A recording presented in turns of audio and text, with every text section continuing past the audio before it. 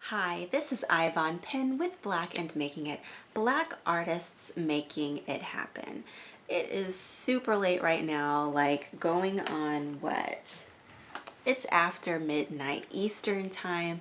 I've had a long day, but I had a little tidbit of news that was so very worth sharing with you guys. So there, if you don't know, is a show called Hamilton. Biggest, hottest ticket on Broadway right now. I mean, they are booked all the way through September, October, and ticket prices are through the roof for this show. I am so mad proud of the playwright Lin-Manuel Miranda. He worked for 5 years on this show, and it's actually a hip hop musical. It is rap.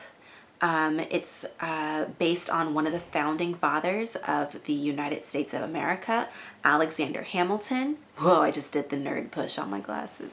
Anyway, it's, like I said, about one of our founding fathers. But what I love about this show, in addition to the fact that it is wildly successful, written by a man of color, he has dedicated himself to having a cast that is just as diverse as America is today.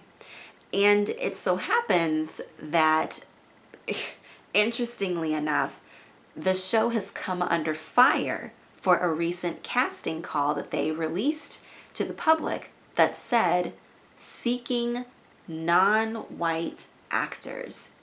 Well, that made certain people that I can guess, you can guess, mad. And so I'd like to read to you specifically what it says. Hamilton, which has been praised for its bold casting policy of using ethnically diverse actors to play the mainly white founding fathers, a move that has captivated audiences and emboldened minority actors, may have stepped over the line in a recent casting notice, according to a civil rights attorney. Yes, a civil rights attorney has stirred this up, by the name of Randolph McLaughlin. According to CBS News report, the attorney Randolph McLaughlin of the Newman Ferrara law firm slammed a recent casting notice specifying that the show was seeking non-white performers. He said the notice may violate New York City human rights law that forbids discrimination in hiring based on race. No specific legal complaint has been filed against the show in the New York Commission on Human Rights so far, aka he was just bothered all by himself. But McLaughlin told CBS, what if they put out an ad that said, whites only need apply? Why, African Americans, Latinos, and Asians would be outraged. Yes, I mean, let me close this up. Here's the deal. As one of my comrades mentioned, do you know how many casting descriptions specify so-and-so, white male 50s, so-and-so, white female 20s, blonde, blah, blah, blah, blah, blah, blah, blah, blah, blah, and nobody cares. Everyone just carries on like nothing ever happened. Now, it is acknowledged, and by the way, those were excerpts from playbill.com. Have mercy, I'm tired. But the deal is, I remember when I first saw the audition notice scroll through, it caught me off guard. It made my jaw drop, and it made me think, whoa, isn't this a turn of the tables? Usually African Americans or anybody of color is out there fighting and scrapping for the same few little roles, and interestingly enough, even for shows that don't have specific color lines, that are just great stories that could cast anybody, it seems that whenever color is not specified for a role, that the assumption is that, oh, well, a white person is who needs to be cast. I want to be very clear, this is not a war waged on white people.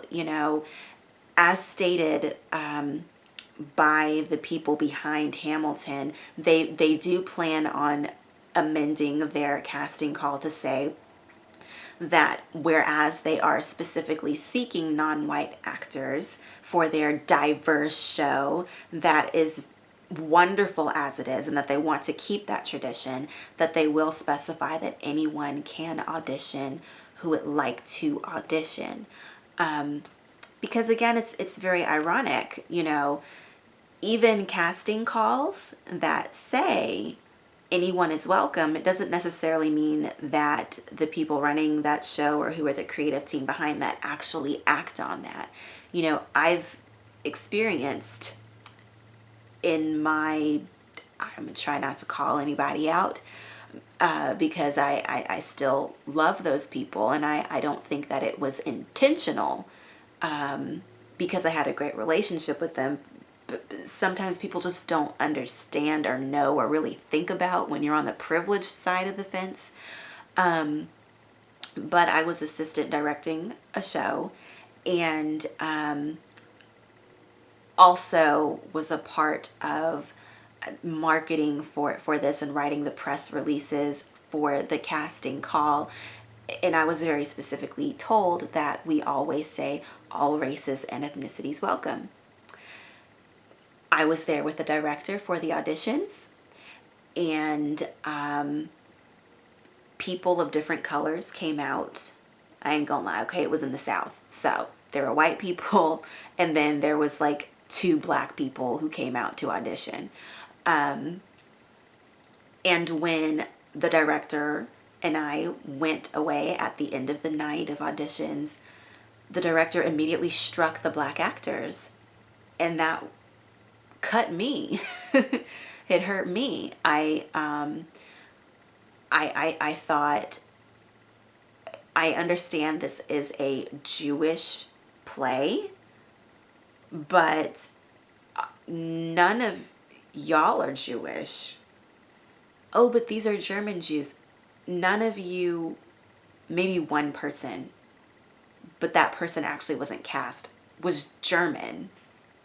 So it's okay to take the blonde-haired kids and go to the salon and dye their hair black to make them fit the right mold for the story that you want to tell. But but you have to immediately strike a black person without even looking at their talent or anything. It's all big, fat, complex. Some stories require it. For example, the whole issue with Katori Hall's Mountaintop. For those who don't know, Katori Hall is a prominent African-American female playwright. And her play Mountaintop deals with the story of Martin Luther King Jr.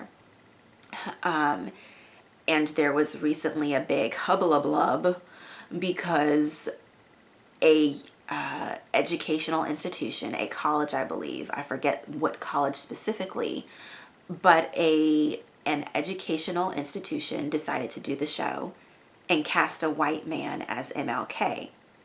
Very clearly, that violates something. That's not the same as telling a story where race isn't affected. But anyway, I could go on about this forever. But I just want to say, huge shout out to the people behind Hamilton who are,